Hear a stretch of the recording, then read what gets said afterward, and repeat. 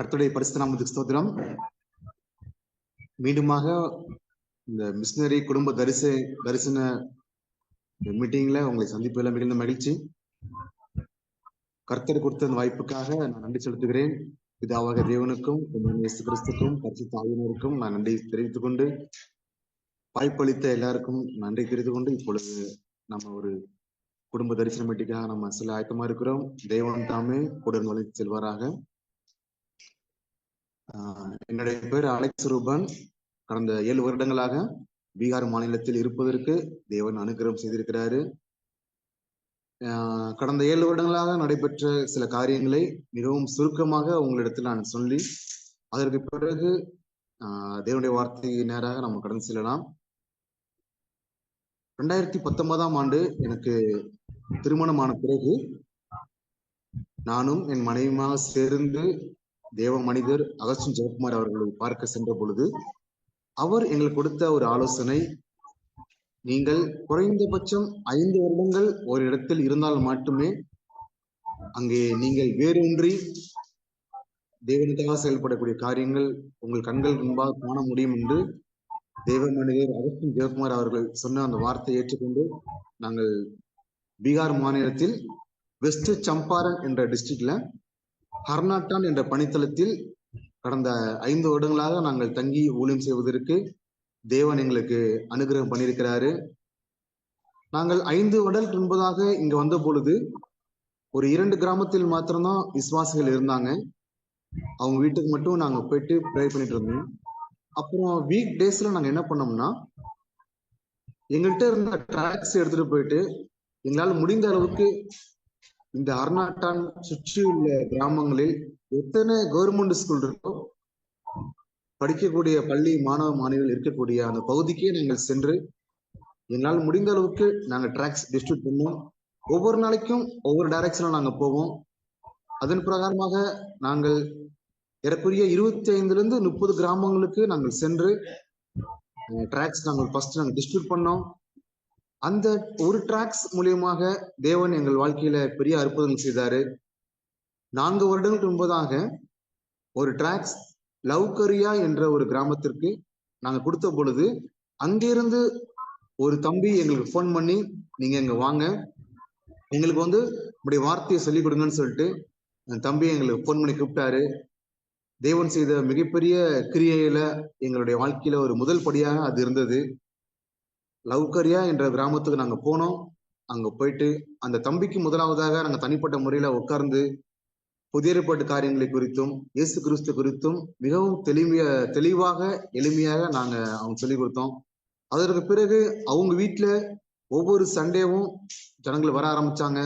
அவங்களுக்கும் நாங்கள் தேவனுடைய வார்த்தையை பிரசங்கித்தோம். முதல் முறையாக அந்த கிராமத்தில் ஏறக்குறைய 1 வருடங்களுக்கு பின்பு அந்த தம்பி மனம் திரும்பி ஞானஸ்தானம் எடுத்தாரு. அதற்கு பிறகு தொடர்ச்சியாக என்னால் முடிந்த அளவுக்கு நாங்கள் அங்கே சென்று தேவனுடைய வார்த்தையை நாங்கள் பிரசங்கித்தோம். தேவனுடைய கிருபையினால முதலாவது தகராசு என்ற ஒரு தம்பி அவர் மனம் திரும்பி ஞானஸ்தானம் பெற்றாரு. அதற்கு பிறகு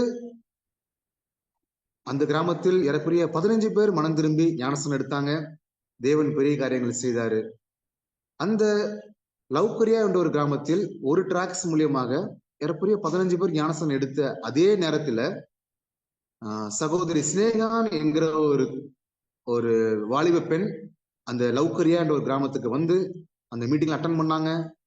அப்பொழுது நாங்கள் ஞானஸ்தானத்தை குறித்து நாங்கள் ட்ராக்ஸ் நாங்கள் டிஸ்ட்ரிபியூட் பண்ணும் பொழுது அதை அவங்க வாங்கி அவங்க படித்த பிறகு அவங்க எங்களுக்கு போன் பண்ணி, அண்ணே நீங்க எங்க இடத்துக்கு வாங்க, எங்க ஊருக்கு வாங்க, எங்களுக்கும் உடைய வார்த்தையை பிரசங்கன்னு சொல்லிட்டு அவங்க கேட்டுக்கொண்டதுனால வடிச்சி என்ற ஒரு கிராமத்துக்கு நாங்கள் சென்று அங்கேயும் நாங்கள் ஜெபத்தை ஆரம்பித்தோம். ஏறக்குறைய லவ்கரியா என்ற ஒரு கிராமத்திலிருந்து வடிச்சி என்ற கிராமம் ஒரு 5 கிலோமீட்டர் தொலைவில் உள்ளது. அங்கேயும் நாங்கள் சென்று இந்த சம்பவம் 3 வருடங்களாக நடந்த சம்பவம். நாங்கள் அங்கேயும் சென்று தேவனுடைய வார்த்தையை பிரசங்கித்தோம். ஒவ்வொரு டியூஸ்டேயும் நாங்கள் அங்கே சென்று அங்குள்ள மக்களுக்கு எளிமையாக எவ்வளவு தெளிவா சொல்ல முடியுமோ அந்த அளவுக்கு நாங்கள் எளிமையாக தெளிவாக அங்குள்ள மக்களுக்கு நாங்கள் தேவனுடைய வார்த்தையை நாங்கள் பிரசங்கித்தோம். அங்கேயும் அந்த கிராமத்தில் மனம் திரும்பி அங்க ஒரு 10 பேர் ஞானஸ்தானம் எடுத்தாங்க. அந்த ஜெபக்கூடுகைக்கு வந்த ஒரு பாட்டி, அவர் ரொம்ப வயசு கிடையாது, ஒரு 55 55 வயசு இருக்கும். அவங்க அந்த பிரேயர்ல வந்திருந்த பொழுது, அண்ணே எங்க வீட்டுக்கு வாங்க, வந்து எங்க கணவருக்காக ஜெபம் பண்ணுங்க, ஏன்னா எங்க கணவர் உடல்நிலை பாதிக்கப்பட்டு இருக்காருன்னு சொல்லிட்டு அவங்க பிரேயர்ல ரிக்வெஸ்ட் வச்சாங்க. நாங்க அவங்க வீட்டுக்கு போயிட்டு அந்த வார்த்தையை நாங்க சொல்லி அவருக்கு நாங்க ஜெபம் பண்ணோம்.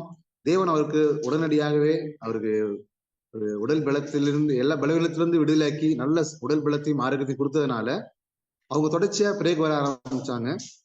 ஒவ்வொரு வாரமும் டியூஸ்டே நடைபெறுகிற அந்த ஜெப கூடுகையில அவங்க பங்கு பெற்றாங்க. அப்பொழுது அந்த பாட்டி சொன்னாங்க, எங்ககிட்ட லேண்ட் இருக்குது. ஏன்னா நாங்க கடந்த 3 வருடம் முன்பதாக எல்லா சிட்டி பகுதியிலும் பாத்தீங்கன்னா தேவனுடைய ஆலயத்துக்கு லேண்ட் வாங்க சொல்லிட்டு நாங்க ரொம்ப ட்ரை பண்ணிட்டு இருந்தோம்.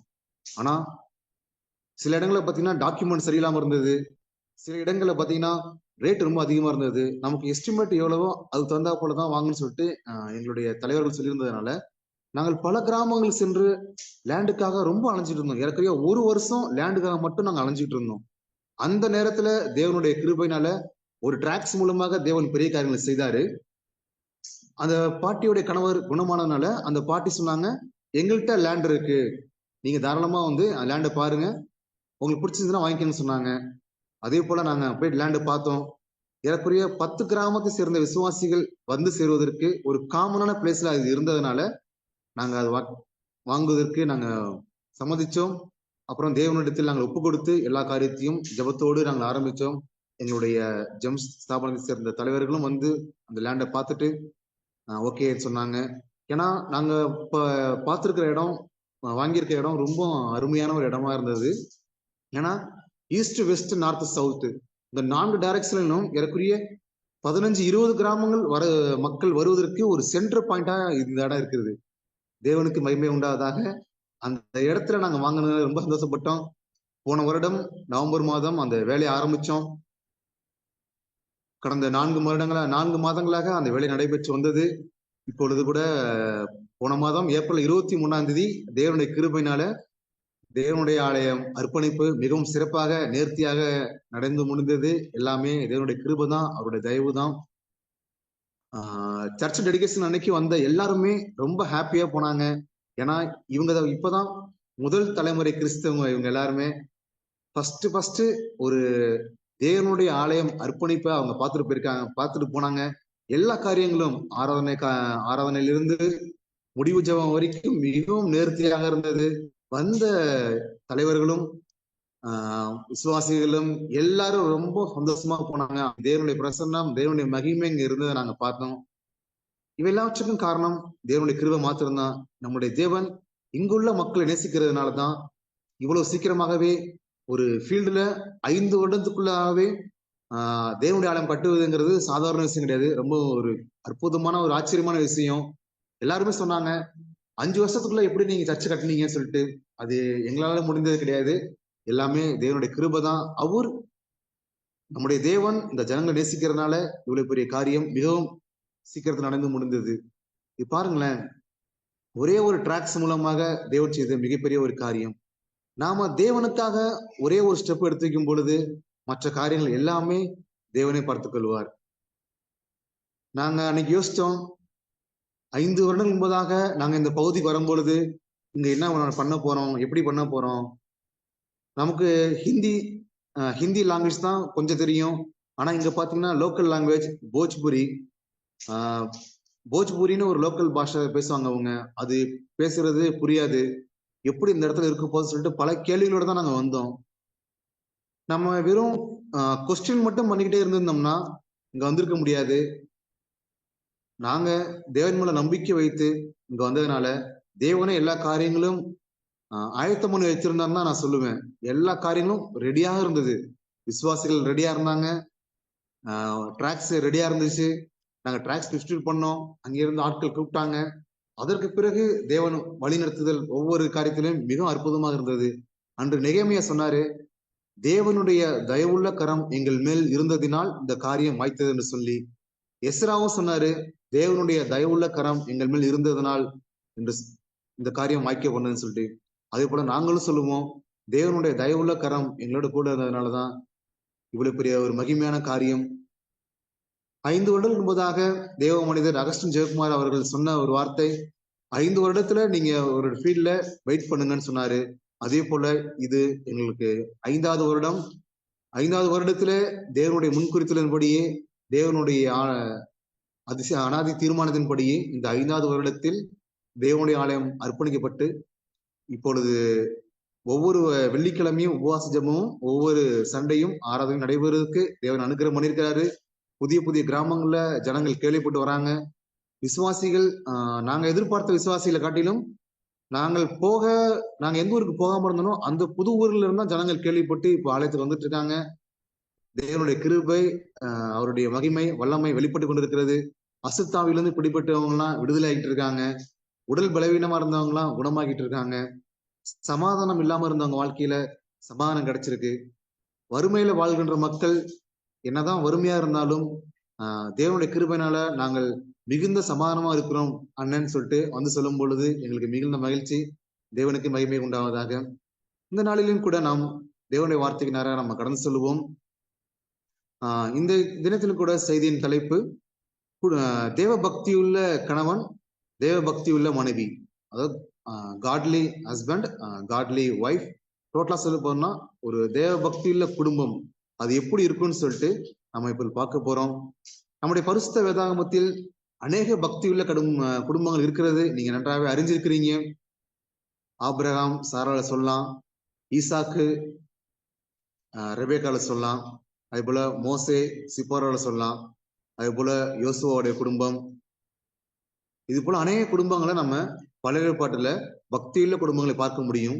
அதே போல புதிய ஏற்பாட்டு காலத்திலும் அநேக பக்தியுள்ள குடும்பங்கள், சகரியா, எலிசபெத், ஆக்கிலா, பிரிஸ்கிலா போன்றவங்க, அப்போஸ்தலருடைய குடும்பங்கள், இப்படியாக கூட அநேகர் நம்ம வேதத்திலிருந்து அநேக பக்தியுள்ள குடும்பங்களை நம்ம பார்த்திருப்போம்.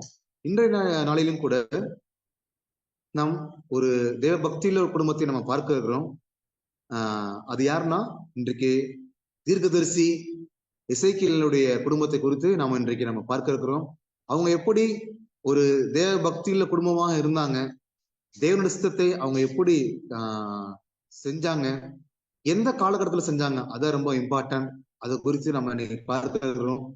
இன்னைக்கு அநேகர் பாத்தீங்கன்னா எசேக்கியேல் தீர்க்கதரிசி புஸ்தகத்துல இருந்து அநேக வசனங்களை எடுத்து அவர் எந்தெந்த காரியங்கள் பேசினாரு, இஸ்ரேல் ஜனங்களுக்கு விரோதமாக, தலைவர்களுக்கு விரோதமாக செஞ்ச காரியங்கள் எல்லாவற்றையும் அவர் வெளிப்படுத்தின காரியங்கள், அதை குறித்து மாத்திரம்தான் இன்றைக்கு அநேகர் சொல்லிக் கொண்டிருக்கிறார்கள்.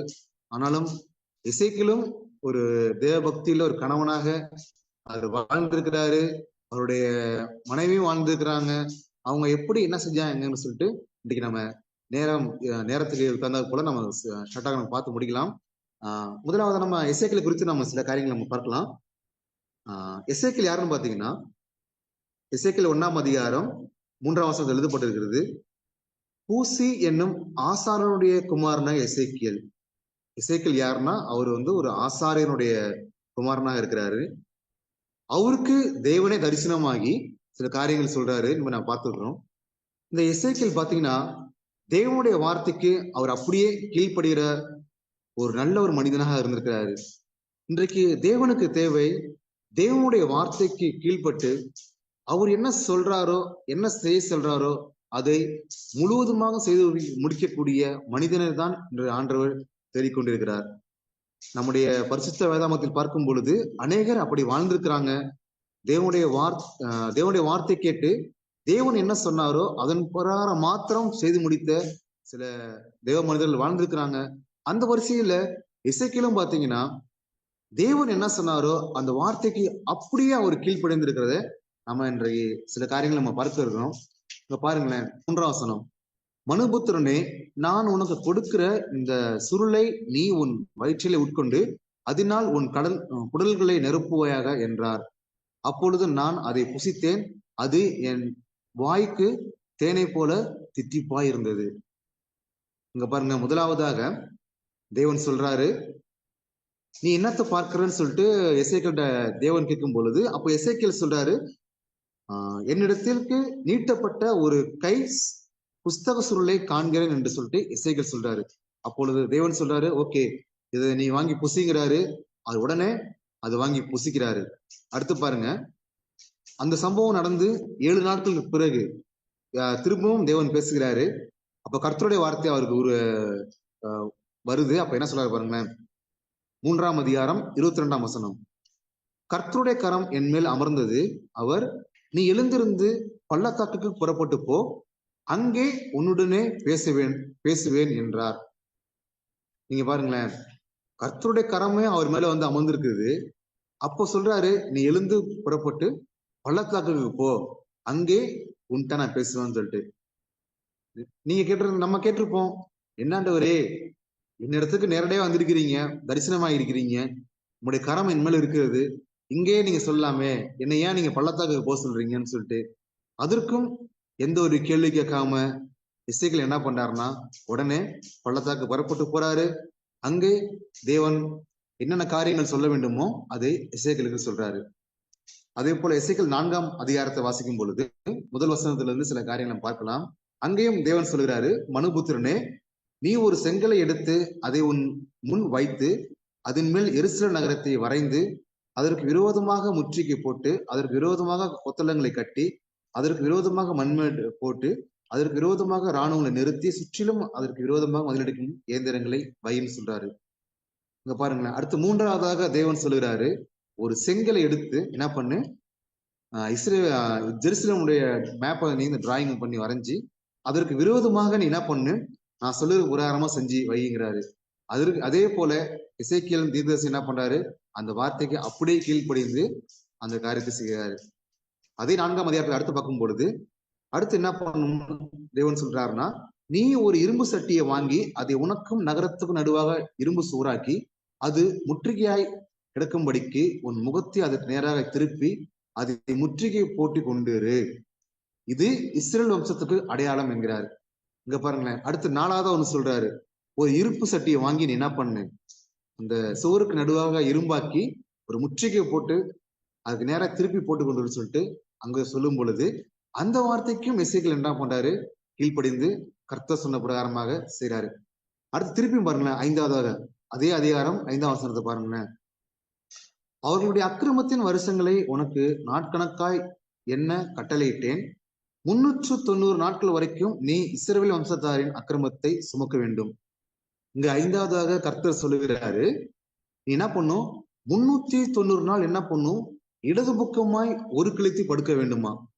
நினைச்சு பாருங்க, ஒரு நாள் ஒரு சைடு இப்படி படுத்திருந்தாலே நமக்கு என்ன பண்ணிடணும், ஒரு சைடு ஃபுல்லா பெயின் வந்துடும். ஆனா இங்க கர்த்தர் சொன்ன வார்த்தைக்கு கீழ்ப்படிந்து எசேக்கியேல் என்ன பண்றாரு, 390 நாள் என்ன பண்றாருன்னா, அதுலயும் சொல்றாரு, நீ ஏன் அப்படி ஒரு சைடா படுக்கணும், அதுக்கு தேவனே சொல்ற ஒரு காரியம், நீ இஸ்ரவேல் வம்சத்தாரின் அக்கிரமத்தை சுமக்க வேண்டும் என்று சொல்லி எசேக்கியேல் தீர்க்கதரிசி என்ன பண்றாருன்னா, கர்த்தர் சொன்ன பிரகாரம் இஸ்ரவேல் வம்சத்தாரனுடைய அக்கிரமத்தை சுமப்பதற்காக 390 நாள் என்ன பண்றாரு, இடதுபுறமாய் ஒருங்கிணைத்து படுத்து தேவன் சொன்ன வார்த்தைக்கு அப்படியே கீழ்ப்படுகிறாரு. பாருங்க, ஸ்டெப் பை ஸ்டெப்பா பாருங்க, 1 by 1. நம்மளோட வாழ்க்கையில அப்படிதான். தேவன் முதலாவது என்ன சொல்றாரோ, நம்ம ஃபர்ஸ்ட் ஒரு ஸ்டெப்புக்கு நம்ம கீழ்ப்படியும் பொழுது அதற்கு அடுத்து தேவன் நம்முடைய வாழ்க்கையில கிரியை செய்ய ஆரம்பிச்சிருவாரு. நம்ம முதலாவது தேவனுடைய வார்த்தைக்கு நம்ம கீழ்ப்படிந்து ஒரு ஸ்டெப் எடுத்து வைக்கும் பொழுது அடுத்தடுத்து வழிவாசல் திறக்கப்படும். அடுத்தடுத்து என்ன நாம் செய்ய வேண்டும், தேவனுடைய சித்தம் என்ன என்பது குறித்தும் நாம் அறிந்து கொள்வோம். அதுக்கு பிறகு பாருங்க, எசேக்கியேல் என்ன பண்ணாருன்னா, திரும்பவும் அடுத்து தேவன் சொல்லுகிறாரு, 40 நாள் என்ன பண்ணுமா, 6ஆம் வசனத்துல தேவன் சொல்லுகிறாரு, நீ இவைகளை நிறைவேற்றின பின்பு மறுபடியும் உன் வலது பக்கமாய் ஒருக்களித்து யூதா வம்சத்தாரின் அக்கிரமத்தை 40 நாள் வரைக்கும் சுமக்க வேண்டும். ஒவ்வொரு வருஷத்துக்கு பதிலாக ஒவ்வொரு நாளை உனக்கு கட்டளையிட்டேன் என்று கர்த்தர் மீண்டுமாக சொல்லுகிறாரு. ஃபர்ஸ்ட் சொன்னாரு, நீ என்ன பண்ணும், இடது பக்கமாய் ஒருக்களித்து படித்து 390 நாள் இஸ்ரேல் வம்சத்தாரின் அக்கிரமத்தை சுமக்க வேண்டும்னு சொன்னாரு. இப்ப திரும்பவும் சொல்றாரு, 40 நாள் நீ என்ன பண்ணும், வலதுபுறமாய் நீ உறங்கணும், இஸ்ரேல் வம்சத்தாருடைய அக்கிரமத்தை சுமக்கணும்னு சொல்லிட்டு சொன்ன பொழுது எசேக்கியேல் ராஜா எசேக்கியேல் தீர்க்கதரிசி அந்த வார்த்தைக்கும் கீழ்ப்படிந்து கர்த்தருடைய சித்தத்தை அவர் சொன்ன வார்த்தையை அடுத்து நிறைவேற்றாரு. அடுத்து என்ன பண்ணாரு பாத்துங்க, 6ஆவதாக 10ஆம் வசனம், நீ சாப்பிடும் போஜனம் நாள் ஒன்றுக்கு 20 சேக்கல் நிறைய இருக்கும். அப்படி நாளுக்கு நாள் சாப்பிடுவாயாக என்று கர்த்தர் சொல்லுகிறாரு. இந்த இடத்துல பாருங்களேன், ஒரு நாளைக்கு எவ்வளவு சாப்பிடணும் குறித்து அதை குறித்து கூட கர்த்தர் எசேக்கியேல் சொல்லும் பொழுது அவர் கரெக்டா என்ன பண்றாரு, அந்த வார்த்தைக்கும் கீழ்ப்படிந்து அவர் என்ன பண்றாருன்னா, ஒரு நாளைக்கு 20 சேக்கல் அந்த நிறை, அந்த வெயிட் எவ்வளவு இருக்கும் அதுக்கு தகுந்தாப்புல எடை போட்டு அந்த அளவுக்கு துல்லியமாக கர்த்தர் சொன்ன வார்த்தைக்கு கீழ்ப்படிந்து கர்த்தர் சொன்ன பிரகாரமாகவே எசேக்கியேல் தீர்க்கதரிசி கீழ்ப்படிந்து அவருடைய யுத்தத்தை நிறைவேற்றி முடிக்கிறாரு. அடுத்து பாருங்க, அடுத்து தண்ணீர் எவ்வளவு குடிக்கணும் அதுக்கும் தேவன் எவ்வளவு ஒரு அளவு சொன்னாரோ அதே அளவு தான் எசேக்கியேல் இங்கேயும் கீழ்ப்படுகிறார். இங்க பாருங்க, தண்ணீரையும் அளவாய் ஹின் என்னும் படியில் 1/6 பங்கை குடிப்பாய், அப்படி நாளுக்கு நாள் குடிப்பாயாக. முதலாவது சொன்னாரு, நீ சாப்பிடும் பொழுது 20 சேக்கல் நிறை அவ்வளவு வெயிட்டு தான் நீ சாப்பிடணும்னு எடை போட்டு சாப்பிடணும்னு சொல்லிட்டு சொன்ன வார்த்தைக்கும் எசேக்கியேல் தீர்க்கதரிசி கீழ்ப்படிந்தாரு. அதே போல எங்க பாருங்க, தண்ணீர் எவ்வளவு குடிக்க வேணுமோ அந்த அளவுக்கு ஹின் என்ற ஒரு அளவுல 1/6 படி தான் குடிக்கணும்னு சொல்லும் பொழுது அந்த வார்த்தைக்கும் கீழ்ப்படிந்து எசேக்கியேல் தீர்க்கதரிசி தேவனுடைய வார்த்தை கீழ்ப்படிந்து தேவனுக்காக செய்த காரியங்கள் அதுவும் ஒன்றா இருக்கிறது. இது போல பாத்தீங்கன்னா அநேக காரியங்கள் எசேக்கியேல் தீர்க்கதரிசி புத்தகத்துல வாசிக்கும் பொழுது ஏறக்குறைய 25 இடங்கள்ல பாத்தீங்கன்னா எசேக்கியேல் தீர்க்கதரிசி அவர் என்ன சொன்னாரோ அந்த வார்த்தைக்கு கீழ்ப்படிந்து நடந்திருக்கிறாரு. இவர் எந்த அளவுக்கு ஒரு தேவ பக்தி உள்ள ஒரு கணவனா இருந்திருக்கான்னு பாருங்களேன். இதுல பாத்தீங்கன்னா நம்ம சொன்ன பிரகாரமாகவே எசேக்கியேலுடைய குடும்பம், அவர் எப்படிப்பட்ட குடும்பம் என்பது குறித்து நம்ம பார்க்கலாம். எசேக்கியேல் 24ஆம் அதிகாரத்துல 15ஆம் வசனம், நான் இவ்வளவு நேரம் எசேக்கியேல் எப்படி தேவனுடைய வார்த்தைக்கு கீழ்ப்படிந்தாரு, கர்த்தருடைய வார்த்தைக்கு கீழ்ப்படிந்தாரு, கர்த்தர் சொன்ன ஒவ்வொரு வார்த்தையும் எந்த அளவுக்கு அக்யூரேட்டாக நோட் பண்ணி அதன் பிரகாரம் செய்தார் என்பது குறித்து நம்ம சில காரியங்களை பார்த்தோம். இப்போதான் நம்ம செய்திக்குள்ளாக நம்ம போறோம், கரெக்டான ஒரு பாயிண்ட் நம்ம வரப்போறோம். ஏன்னா குடும்ப தரிசன கூடுகையில கணவன் மனைவி சேர்ந்து எப்படி தேவனுடைய இஷ்டத்தை நிறைவேற்றுறாங்க, அதுதான் நமக்கு மிகவும் முக்கியமான டாபிக்கா இருக்கிறதுனால நம்ம ஒரு முக்கியமான நேரத்துக்கு நம்ம இப்ப போறோம். நம்ம அந்த வார்த்தையை நம்ம கவனிக்கலாம். எசேக்கியேல் 24ஆம் அதிகாரத்துல ஒரு பெரிய சம்பவம் நடைபெறுகிறது. அங்க பாருங்க, 24ஆம் அதிகாரம் 15ஆம் வசனத்திலிருந்து சில வசனங்களை வாசிக்கிறேன், கேளுங்க. பின்னும் கர்த்தருடைய வார்த்தை எனக்கு உண்டாகி, அவர், மனுபுத்திரனே, இதோ நான் உன் கண்களுக்கு விருப்பமானவளை ஒரே அடியினாலே உன்னை விட்டு எடுத்துக்கொள்வேன், ஆனாலும் நீ புலம்பாமலும் அழாமலும் கண்ணீர் விடாமலும் இருப்பாயாக. அலறாமல் பெருமூச்சு விடு, இலவு கொண்டாட வேண்டாம். உன் பாகையை உன் தலையில் கட்டி உன் பாதரட்சைகளை உன் பாதங்களில் தொடுத்துக்கொள். உன் தாடியை மூடாமலும் துக்கம் கொண்டாடுகளின் அப்பத்தை குசியாமலும் இருக்க கடுவாய் என்றார். விடியற் காலத்தில் நான் ஜனங்களோட பேசினேன். அன்று சாயங்காலத்தில் என் மனைவி செத்து போனால் எனக்கு கட்டளையிட்டபடியே விடியற் காலத்தில் செய்தேன். அப்பொழுது ஜனங்கள் என்னை நோக்கி, நீர் செய்கிறவைகள் எங்களுக்கு எண்ணத்திற்கு அடையாளம் என்பதை எங்களுக்கு தெரிவிக்க மாட்டீரோ என்று கேட்டார்கள். நான் அவர்களுக்கு பிரதித்திரமாக, கர்த்தருடைய வார்த்தை எனக்கு உண்டாகி, அவர் சொன்ன காரியங்கள் எல்லாம் அடுத்து நடைபெறுகிறது. இந்த இடத்துல பாருங்க, ஒரு கணவன் மனைவி 2 பேரும் இணைந்து எப்படி தேவனுடைய இஷ்டத்தை நிறைவேற்றினார்னு சொல்லிட்டு நம்ம பார்க்கிறோம். அந்த அர்ப்பணிப்பான அந்த மனைவி, அவருடைய எசேக்கியேலுடைய மனைவி பேர் எழுதப்படல. இந்த நேரத்துல பொதுவா யோசிச்சு பாருங்களேன், நாளைக்கு சாயந்தரம் உன் மனைவி இறந்து போயிடுவான் அப்படின்னு சொல்லிட்டு நம்ம சொன்னோம்னா அந்த மனைவியுடைய மைண்ட் செட் எப்படி இருக்கும், அந்த கணவனுடைய மனநிலைமை எப்படி இருக்கும், அவருடைய மனைவியுடைய மனநிலைமை எப்படி இருக்கும். நாளைக்கு சாயந்தரம் போறோன்னு தெரிஞ்சா அவங்க என்ன பண்ணிருப்பாங்க, உடனே அவங்க அப்பா அம்மா வீட்டுக்கு போயிருப்பாங்க, இல்ல அவங்களுக்கு பிடிச்ச இடம் ஏதாவது காரியங்கள் ஏதாவது செய்யணும்னு சொல்லிட்டு அங்க ஓடி போயிருந்திருப்பாங்க. நான் உன் கூட இருந்தா தானே நான் மறிச்சிருவேன், ஏன்னா கர்த்தர் உன்கிட்ட தான் பேசிட்டு இருக்காரு, உன் கூட இருந்தா நான் இறந்து போயிருவேன், அதனால நான் உங்க கூட இருக்க மாட்டேன் அப்படி சொல்லிட்டு எசேக்கியேலுடைய மனைவி ஓடி போயிருந்துக்கலாம். ஆனா அங்க ஓடி போகாம பொறுமையாக இருந்து அமைதியாக இருந்து கர்த்தர் இவ்வளவு தூரம் ஏறக்குறைய 24, 23 அதிகாரங்கள் கர்த்தர் எசேக்கியேலோடு பேசிக் கொண்டிருக்கிறார். ஒவ்வொரு அதிகாரத்திலும் ஒவ்வொரு காரியங்கள், இது எல்லாமே குறிப்பிட்ட காலத்துக்குள்ளாக நடந்த சம்பவங்கள், எல்லாமே ஒரே நாள் கிடையாது. இஸ்ரேல் ஜனங்கள் பாபிலோன் தேசத்துல சிறைப்பட்டு போன அந்த நாட்களில ஏறக்குறைய அந்த 35 வருடங்கள்ல இருந்து 60 வருடங்கள் அதுக்குள்ளாக நடந்த சம்பவங்கள் தான் இந்த காரியங்கள். ஏறக்குறைய 20 வருடங்கள் எசேக்கியேல் தீர்க்கதரிசி இந்த காரியங்கள்லாம் எழுதிட்டு இருக்கும் பொழுது இதெல்லாம் எசேக்கியேலுடைய மனைவி நன்றாக அறிந்திருக்கிறாங்க, நன்றாக பார்க்கிறாங்க. தேவனுடைய கரம் எசேக்கியேல் மேல் இருக்கிறத எசேக்கியேலுடைய மனைவி பார்க்கிறாங்க. கர்த்தர் பேசுகிறது எல்லாவற்றையும், கர்த்தர் சொன்ன எல்லா வார்த்தைக்கும் கீழ்ப்படுகிறதையும், எசேக்கியேல் கீழ்ப்படுகிறதை எசேக்கியேலுடைய மனைவி கண்கூடா பார்க்கிறாங்க. இஸ்ரவேலுடைய மூப்பர்கள் செய்த காரியங்கள், தவறான காரியங்களை கர்த்தரே சுட்டி காட்டுகிறதையும், அதற்கு என்ன சொல்யூஷன் என்பதை குறித்தும் சொல்லுகிறதையும் எசேக்கியேலுடைய மனைவி நன்றாக பார்த்து கொண்டிருக்கிறாங்க.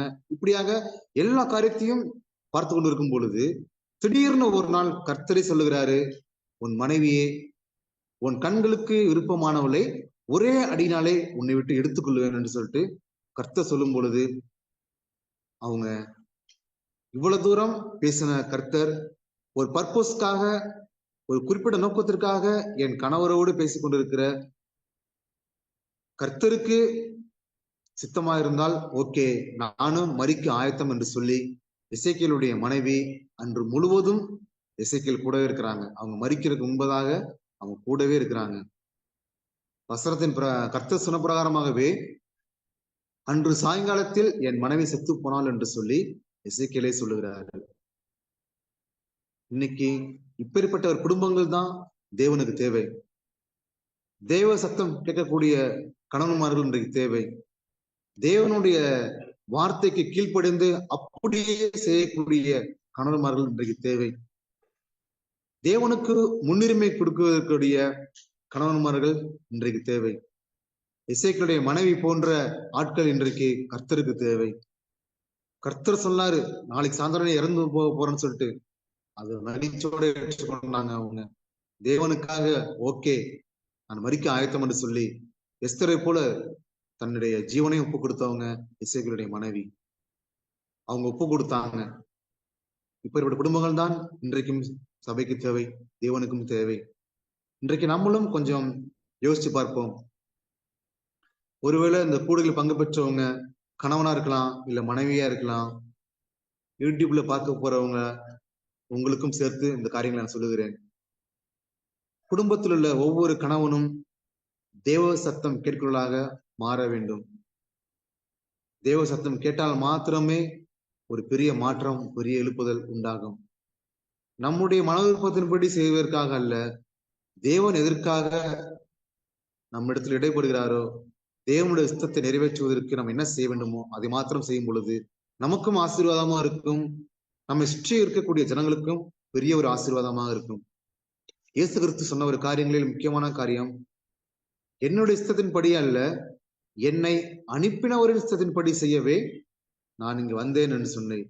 அதே போலதான் நாமும் நம்முடைய வாழ்க்கையில எசேக்கியேல் குடும்பம் எப்படி செய்தாங்களோ அதே போல நம்மளும் செய்ய வேண்டும்.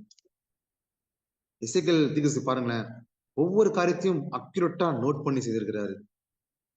அப்பேற்பட்ட ஒரு தீர்க்கதரிசி மூலமாக தான் தேவன் கடைசி காலங்களில் நடைபெறுவதற்கு அநேக காரியங்களை அவர் வெளிப்படுத்தியிருக்கிறாரு. எசேக்கியேல் 38ஆம் அதிகாரம் 39ஆம் அதிகாரத்தை வாசிக்கும் பொழுது அந்தி கிறிஸ்து ஆட்சியில என்னென்ன காரியங்கள் நடைபெற போகுது என்பது குறித்தும், எருசலேமில் இருக்கக்கூடிய அந்த ஒளிவு மலையில தேவனுடைய ஆலயம் கட்டுமான அதை குறித்தும் இன்னும் அநேக காரியங்களை எசேக்கியேல் தீர்க்கதரிசி மூலமாக தேவன் நமக்கு வெளிப்படுத்தி கொடுத்திருக்கிறாரு. இன்றைக்கு பாத்தீங்கன்னா, இன்றைக்கு அநேகர் எசேக்கியேல் தீர்க்கதரிசி எழுதின அந்த புஸ்தகத்திலிருந்தா இன்றைய கடைசி கால தீர்க்கதரிசனங்களை அநேகர் இன்னைக்கு பிரசங்கம் பண்ணிட்டு இருக்காங்க உலகம் முழுவதும். உங்களுக்கு நன்றாகவே தெரியும், இஸ்ரேல் நாட்டில் ஒளிவு மலையில தேவனுடைய ஆலயம் கட்டுமான பணிக்காக எல்லாமே ஆயத்தமா இருக்கிறது. ஆனால் அதுக்கு முன்பதாக என்ன நடைபெற வேண்டும், சில காரியங்கள், அது எல்லாவற்றையும் எசேக்கியேல் தீர்க்கதரிசி எழுதப்பட்டிருக்கிறது. இந்த வசனத்தை இன்று அநேகர் பிரசங்கம் பண்ணி கொண்டிருக்கிறாங்க. காரணம், அந்த எசேக்கியேல் தேவனுக்காக முழுமையாக கீழ்ப்படுகிறதுனாலதான், ஒரு பக்தி உள்ள கணவனா இருந்ததுனாலதான் தேவன் அவருக்கு வெளிப்படுத்தி கொடுத்து இவ்வளவு காரியங்கள் எழுதி கொடுத்ததுனால இன்றைக்கு அது நமக்கு மிகவும் பிரயோஜனமா இருக்கிறது. ஏறக்குறைய 3000 வருடங்களுக்கு முன்பதாக எழுதப்பட்ட அந்த எசேக்கியேல் தீர்க்கதரிசியின் புஸ்தகங்கள் இன்றைக்கு நம்முடைய வாழ்க்கையில மிகுந்த ஒரு பிரயோஜனமாக, வரப்போகும் காரியங்களை அறிந்து கொள்வதற்கு, காரியத்தை உணர்ந்து தேவனுடைய இஷ்டத்தை நிறைவேற்ற நம்முடைய ஊக்குவிக்குவதற்கு மிகுந்த ஒரு பயனுள்ள புஸ்தகங்களில் இந்த எசேக்கியேல் எழுதின புஸ்தகங்கள் ஒன்றாக இருக்கிறது. அதற்கு முழு ஆசீர்வாதம், இந்த ஆசீர்வாதம் கொடுத்தது காரணமே அந்த எசேக்கியேல் குடும்பம் தான். அவங்க எவ்வளவு பக்தியாக வாழ்ந்தாங்க. தேவ கிருபையால தேவனுடைய சித்தத்தை கேட்டு, சத்தம் கேட்டு அவருடைய சித்தம் செய்த ஒரு மிகப்பெரிய குடும்பமாக இருந்தனாலதான் இன்னைக்கு இவ்வளவு ஒரு ஆசீர்வாதம் நம்முடைய கிடைச்சிருக்கு. நம்மளும் வரப்போற நாட்களில நம்முடைய வாழ்க்கையிலும் தேவன் எசேக்கியேல் குடும்பத்தை எப்படி பயன்படுத்தினாரோ அதே போல நம்முடைய வாழ்க்கையிலும் தேவன் சொல்லக்கூடிய வார்த்தைகளை கேட்டு நாம் அதன்படி செய்யும் பொழுது நம்மளுமாக தேவன் ஒரு பெரிய மாற்றங்களையும் ஒரு பெரிய எழுப்புதலையும் உண்டாக்குவாராக. அடுத்ததாக புதிய ஏற்பாட்டு காலத்தில் இருந்தும் ஒரு பக்தியுள்ள குடும்பங்களை நம்ம பார்த்த பிறகு நாம் செல்லலாம், ஜெபத்துக்கு நேராக செல்லலாம். உங்களுக்கு நன்றாக தெரிந்திருக்கப்படி சகரியா, எலிசபெத்து அவங்க வயசானவங்க. அப்படி இருந்தும் அவங்களுக்கு குழந்தை இல்லாத சூழ்நிலையிலும் அவங்க என்ன பண்ணாங்க, தேவனுக்காக ஊழியம் செய்தாங்க. நம்முடைய வாழ்க்கையில நம்ம எப்படி இருக்கோம்? ஆசீர்வாதம் கிடைச்சா மட்டும்தான் நம்ம இங்க வருகிறோமா? எனக்கு கொடுத்தாதான் நான் செய்வேன், நமக்கு ஆசீர்வாதம் கிடைச்சா மட்டும்தான் தேவனுக்காக நான் செயல்படுவேன், அப்படி நம்ம இருக்கிறோமா? லூக்கா எழுதின சுவிசேஷ நிருபத்துல 1ஆம் அதிகாரத்துல 6ஆம் வசனத்துல பாருங்க, அவர்கள் இருவரும் கர்த்தரிட்ட சகல கற்பனைகளின்படியையும் நியமங்களின்படியையும் குற்றமற்றவர்களாய் நடந்து தேவனுக்கு முன்பாக நீதி உள்ளவர்களாய் இருந்தார்கள் சொல்லி, இங்கு ஒரு புதிய ஏற்பாட்டு காலத்துல ஒரு பக்தியுள்ள குடும்பத்தை நம்ம பார்க்கிறோம். சகரியா, எலிசபெத்து அவங்களுக்கு வயசாயிருச்சு. வசனம் சொல்லுது எலிசபெத் மலடின்னு சொல்லிட்டு தேவன் அங்க வார்த்தை எழுதி வச்சிருக்கிறாரு. வயதானவங்க, மலடி, குழந்தை இல்லாம இருக்கு. அப்போ அவங்க என்ன பண்றாங்க, ஆசாரிய ஊழிய முறைமையின்படி அவன் தேவாலயத்துக்குள் பிரவேசித்து தூபம் காட்டுகிறதுக்கு சீட்டை பெற்றான் என்று சொல்லி லூக்கா 1ஆம் அதிகாரம் 9ஆம் வசனத்துல. அதே போல சகரியாவும் என்ன பண்றாங்க, தன் கணவனோடு இணைந்து தனக்கு ஆசீர்வாதம் கிடைத்தாலும் பரவாயில்ல, எனக்கு ஆசீர்வாதம் இல்லாமல் இருந்தாலும் பரவாயில்ல, நான் தேவனுக்காக செயல்படுவேன் என்ற ஒரு உணர்வோடு சகரியாவும் எலிசபெத்தும் சேர்ந்து செயல்படுகிறாங்க. அவங்க அப்படி உண்மை உத்தமாக இருந்ததுனாலதான் அவங்களுடைய வாழ்க்கையில யோவான் ஸ்நானன் பிறந்து இஸ்ரேல் நாட்டிலே ஒரு பெரிய ஒரு மாற்றத்தையும் எழுப்புதல் உண்டாக காரணமாக இருந்த ஒரு மிகப்பெரிய தேவனால் பயன்படுத்தப்பட்ட வல்லமையான தீர்க்கதரிசி யோவான் ஸ்நானன் பிறப்பதற்கு அவர் காரணமாக இருந்தாங்க சகரியா, எலிசபெத்து. அதே போல புதிய ஏற்பாட்டு காலத்துல அப்போஸ்தலனாகிய பவுல் வாழ்ந்த நாட்களிலும் ஆக்கிலா, பிரிஸ்கிலா போன்ற அந்த குடும்பத்தை குறித்தும் நன்றாக அறிந்திருக்கிறீர்கள். அவங்களும் ஒரு பக்தியுள்ள ஒரு குடும்பம். ஆக்கிலா, பிரிஸ்கிலா அவங்க 2 பேருமே தேவ பக்தி உள்ளவங்க, 2 பேருமே தேவனுக்காக சேர்ந்து இணைந்து செயல்படுகிறவங்க. அன்றைக்கு தேவன் எப்படி அந்த குடும்பத்தை பயன்படுத்தி ஆக்கிலா, பிரிஸ்கிலா எங்கெல்லாம் போறாங்களோ அங்கெல்லாம் அவங்க என்ன பண்ணிடுவாங்கன்னா இயேசு கிறிஸ்துவுக்காக சாட்சி உள்ள ஒரு வாழ்க்கை வாழ்ந்துருவாங்க. கிறிஸ்துவை அறிவிச்சு அங்க ஒரு சிறிய சபையை ஸ்தாபிச்சிருவாங்க. அதற்கு பிறகு அவங்க அந்த இடத்த விட்டு வேற இடத்துக்கு எங்க போனாலுமே இது போல காரியங்களை அவங்க செய்யறாங்க. அவங்களும் பாத்தீங்கன்னா தேவனால் பயன்படுத்தப்பட்ட ஒரு பாத்திரங்களில் ஆக்கிலா, பிரிஸ்கிலா அவங்களும் ஒரு குடும்பம், பக்தியில் ஒரு குடும்பம். நம்முடைய வாழ்க்கையிலும் இவங்களை போன்ற ஒரு குடும்பத்தை நம்ம எல்லாருமே நம்ம இந்த குடும்பத்தை நம்ம பார்க்கிறோம், வாசிக்கிறோம், தியானிக்கிறோம். ஆனா நம்ம அதன் பிரகாரம் செய்யறோமா? அதுதான் ஒரு பெரிய கொஸ்டின் மார்க். நம்முடைய வாழ்க்கையிலும் ஒரு உணர்வு வேணும். ஒரு நம்மளும் தேவனால் பயன்படுத்தப்பட வேண்டும், நம்மளும் மற்றவங்களுக்கு ஆசீர்வாதமாக மாற வேண்டும் சொல்லிட்டு நமக்குள்ள ஒரு உணர்வு இருக்கும் பொழுதுதான் தேவன் நம்மளையும் எடுத்து பயன்படுத்துவார், நம்முடைய குடும்பத்திலும் எடுத்து பயன்படுத்துவார். எப்படி தேவனுடைய சித்தம் எதுவாக இருக்கிறதோ அது போலதான் நம்முடைய வாழ்க்கையும் சித்தமாக மாற வேண்டும். அப்போஸ்தலனாகிய பவுல் கொலோசியருக்கு எழுதின நிருபத்துல சொல்லுகிறாரு, தேவனை அறிகிற அறிவில் நீங்கள் விருத்தி அடைய வேண்டும் என்று சொல்லி உங்களுக்காக நான் ஜெபிக்கிறேன் என்று சொன்னாரு. அந்த ஜெபம் நம்முடைய வாழ்க்கையிலும் ஒவ்வொரு நாளும் நாம் செய்ய வேண்டும். தேவனை அறிகிற அறிவில நாம அனுதினமும் வளர வேண்டும். தேவனுடைய சித்தத்தை செய்கிற நபர்களாக நாமளும் மாற வேண்டும் என்பதுதான் அவருடைய சித்தமா இருக்கிறது. தேவன் சொன்ன ஒரு வார்த்தைக்கு கீழ்ப்படிந்து அப்போஸ்தலனாகிய பவுல் புறப்பட்டு போனதுனாலதான் அநேக இடங்களில அநேக மக்கள் ரட்சிக்கப்படுவதற்கு காரணமாக இருந்தாரு. தேவன் சொன்ன ஒரு வார்த்தைக்கு புறப்பட்டு போனதுனாலதான் தேவ மனிதர் அகஸ்டின் ஜெயக்குமார் அவர்கள் நம்முடைய தமிழ்நாட்டிலிருந்து இங்க பீகாருக்கு வந்ததுனால இன்றைக்கு ஏறக்குறைய எத்தனை ஆயிரம் கிராமங்களில் விசுவாசிகள் இருக்கிறாங்க, எத்தனை லட்சம் மக்கள் ரட்சிக்கப்பட்டு இருக்கிறாங்க, எத்தனை பல நூறு சபைகள் ஸ்தாபிக்கப்பட்டு இருக்கிறது. இதுக்கு எல்லாத்துக்குமே காரணம் தேவனுடைய சத்தம் கேட்டதுனாலதான். தேவனுடைய சத்தம் கேட்டு அவருடைய சித்தம் செய்யும் பொழுது ஒரு நாம் நினைச்சு கூட பார்க்க முடியாத மிகப்பெரிய ஒரு எழுப்புதலையும் மாற்றத்தையும் தேவனால் நம் மூலமாக இந்த பூமியில நிறைவேற்றி முடிக்கிறதற்கு அவர் உண்மையில தேவனா இருக்கிறாரு. இன்றைய தினத்திலும் கூட நாமளும் ஒரு தீர்மானம் எடுப்போம். நாமளும் அனுதினமும் தேவனுடைய சித்தம் கேட்க வேண்டும் என்று சொல்லி நம்ம ஜெபிப்போம். நிச்சயமாகவே தேவன் நம்மளோட இடைபடுவார், நம்மளோட பேசுவார், வருங்காரியங்களை நமக்கு வெளிப்படுத்துவார். ஒரு காலத்தில் நான் என்னுடைய வாழ்க்கையில நான் நினைச்சு கூட பார்த்தது கிடையாது. இயேசு கிறிஸ்து எனக்கு சொப்பனத்துல தரிசனமாகுவார், என்னோட பேசுவார் என்று சொல்லி நான் ஒருபொழுதும் நான் நினைச்சது கிடையாது. ஆனாலும் அவருடைய தீர்மானத்தின்படியே, அவருடைய முன்குறித்தலின்படியே தேவன் எனக்கு 2 முறை சொப்பனத்தில் தரிசனமாகி என்னோட பேசினார். என்ன காரியம் செய்ய வேண்டும் என்று சொல்லி என்னோடு இடைப்பட்டு என்னை வழிநடத்தினதனால் இன்றைக்கு பீகார் மாநிலத்தில் வெஸ்ட் சம்பாரன் என்ற டிஸ்ட்ரிக்ட்ல கர்நாடகா என்ற பணித்தளத்தில் இங்கே நாங்கள் தங்கியிருந்து ஊழியம் செய்வதற்கும் 5 வருடங்களுக்குள்ளாகவே தேவனுடைய ஆலயம் கட்டி முடிப்பதற்கும் மிகப்பெரிய ஒரு உதவியாக இருந்தது. எல்லாம் அவருடைய கிருபை தயவு தான்.